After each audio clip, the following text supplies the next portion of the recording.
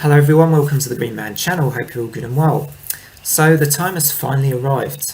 Wheel of Time is finally on our screens by Amazon. So if you're a Wheel of Time fan, you may or may not have been eagerly anticipating this new series, out of curiosity if nothing else, to see whether it can deliver anything near the epic series. Written by Robert Jordan, of course, later by Brandon Sanderson at the end. And well, my first viewing of this, I think, rather like with the trailer, I have some mixed feelings about it. I do think it's very difficult, even after a first episode, to really truly judge the series. With every series, the first episode can just be a case of introductions, getting to know the characters on the screen, getting to know the story a bit. A bit like the first day in a job, you can never be completely sure of what's to come. And I'm willing to allow a certain amount of flexibility in my own judgment to sort of say, well, I can very much change my mind. I have to say there were parts of this episode that I liked. There was one part in particular I wasn't particularly keen on. And I thought I would have done it differently, is what I'm saying. This scene/scenes. I'll come to that very shortly. So it seemed like this was loosely based on the first 7 or 8 chapters of The Eye of the World, I think. And already, even after just that amount of time, there have been some differences in the way that the episode unfolded, as opposed to the narrative in the book. And there were some, I think, things I noticed, like there seemed to be an absence of Tom Merrilin, where he is in chapter 4. Now, he may be just introduced later on. I mean, actually, in chapter 4 in the book, I'm not sure he necessarily does anything particularly significant from memory. I would need to just read through again to double check that. But,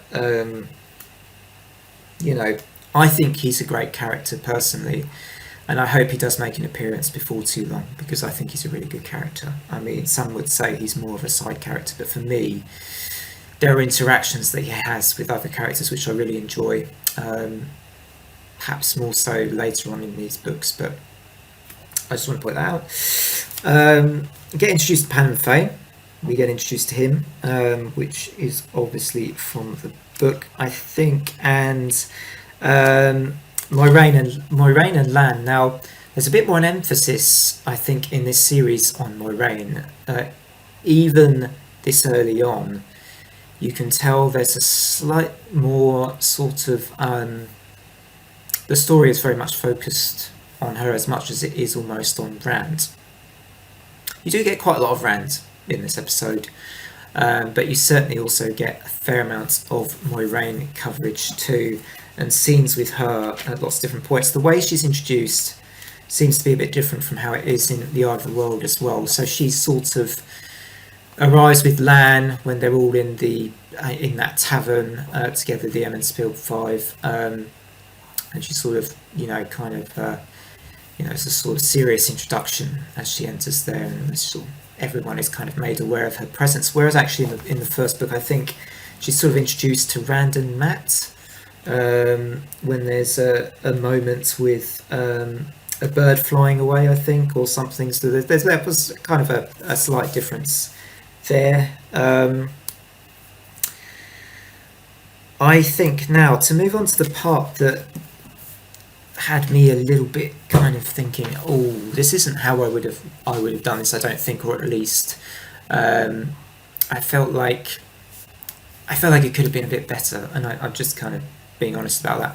So it was the whole scene, which is based on chapter 5 in the book, I think, Winter Night, possibly chapter 6 as well. So I've just been kind of flicking through, skim reading really, to try and remember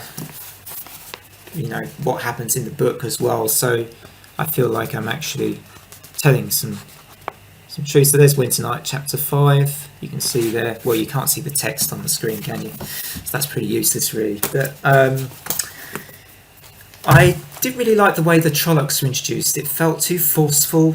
I know some would say that should be how they're introduced, but they weren't very scary to me either. They weren't particularly terrorising or frightening to me.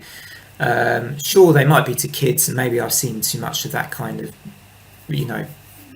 all the things I've seen in the past, horror-wise and creature-wise. Perhaps that's why I'm not so afraid of these Trollocs. There were some CGI moments I didn't particularly like, I've got to be honest, and I said this in my reaction to the trailer that I did. I felt like it could have just been a bit more convincing, as although this is fantasy, you can still make fantasy quite convincing, and I wasn't sure that was quite how I wanted it to be. There were some good moments, good action scenes in that sequence though with the Trollocs, and you will also get Tam being wounded, which does happen in the Eye of the World as well, and I thought that was done reasonably well too. But yeah, the Trolloc scene, for some may love that scene, but for me, in my mind's eye, I think it would have been a bit darker and a bit scarier, and not so forced and sort of sudden and more kind of super animated, and just feeling, just as I say, like it felt too much like it was just trying almost too hard. I don't know why I got that impression, but I just did, and it's interesting because it almost matches my fears that I had when I watched the trailer on that scene as well. So very interesting. But that said, I mean, that's probably for me was the biggest negative actually. I thought the rest of this episode was quite good on the whole. The acting seems reasonable to me. The realisation of characters so far, okay, they're just warming up, I think, into the roles in the first episode a little bit perhaps, but I think there were some good things, and certainly some good performances even early on. I do like Madden as Egwene, actually. I think there is a lot of potential there. I thought Matt was pretty good, which Barney Harris's character, although he was sort of only kind of in small moments for this episode rather than any particularly long scenes or sequences. But yeah, Leavetaking. This was the episode. The first episode was Leavetaking. And as I say, I thought it was quite good. Wasn't keen on the Trolloc scene. So maybe a rating out of 10 for this episode. I'm going to give it a 6, I think. I'm going to give it a 6. Didn't hate it, but also wasn't sort of overjoyed. But there's plenty of time left, and this is early on. Even in the books, this is still pretty early on. If you are going to make lots of comparisons to the books, as I say, I've got to try not to be too book driven as much as I find that difficult. But I do think I am left with relatively mixed feelings. But I'm looking forward still to seeing what else is, because I bet you anything things will improve. It's just the first sort of warming up kind of an episode. Anyway, thanks everyone for watching. I will be hopefully sharing pretty shortly my review or my thoughts of the second episode and then the third one, because both of those are actually available. But just wanted to get this one up first before I get too far into the series. Thank you very much for watching. Hope you all take care. Bye for now.